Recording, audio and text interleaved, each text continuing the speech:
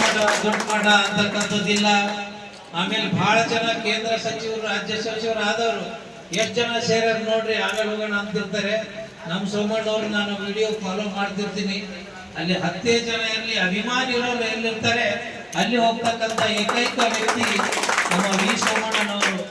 ಅವರಿಗೆ ನಮ್ಮ ಸಿದ್ಧಗಂಗ ಲಿಂಗೈಕ್ಯ ಶಿವಕುಮಾರ ಸ್ವಾಮೀಜಿಗಳ ಆಶೀರ್ವಾದ, ಮಗೆ ನಮ್ಮ ಆದಿಚುಂಚನಗಿರಿ ಬಾಲಗಂಗಾಧರ ಸ್ವಾಮೀಜಿಯವರ ಆಶೀರ್ವಾದ, ನಾಡಿನ ಎಲ್ಲ ಕಾವಿದಾರಿಗಳ ಹಾನಗಲ್ ಗುರುಕುಮಾರೇಶ್ವರ ಆಗಿರ್ಬೋದು, ಯಡಿಯೂರು ಸಿದ್ಧಲಿಂಗೇಶ್ವರ ಆಗಿರ್ಬೋದು, ಪಂಚಪೀಠದ ಜಗದ್ಗುರುಗಳಾಗಿರ್ಬೋದು, ಅವ್ರು ಯಾವ ಭಾವನೆಯನ್ನು ತೋರದೆ ಎಲ್ಲ ಕಾವಿದಾರಿಗಳಿಗೆ ಬಹಳ ಭಕ್ತಿಯಿಂದ ನಡ್ಕೊಂಡಿದ್ದ ಪುಣ್ಯದ ಫಲವಾಗಿ ಇವತ್ತು ಕೇಂದ್ರದಲ್ಲಿ ರೈಲ್ವೆ ರಾಜ್ಯ ಸಚಿವರಾಗಿದ್ದಾರೆ. ಇವತ್ತು ಸಾಮಾನ್ಯ ಅಲ್ಲ, ಅವರು ನಮ್ಮ ಅಮಿತ್ ಶಾ ಅವರಿಗೆ ಮತ್ತು ಮೋದಿ ಅವರಿಗೆ ಇದು ಅಪ್ಪಟ ಚಿನ್ನ ಅಂತ ಹೇಳಿ ಅವರು ಗುರುತಿಸಿ ಅವರಿಗೆ ರೈಲ್ವೆ ರಾಜ್ಯ ಸಚಿವರು ಮಾಡಿದ್ದು ಇಡೀ ನಾಡಿನ ಎಲ್ಲ ಸಮುದಾಯದ ಜನಗಳಿಗೆ ಅದು ಸಂತೋಷ ತಂದಿದೆ.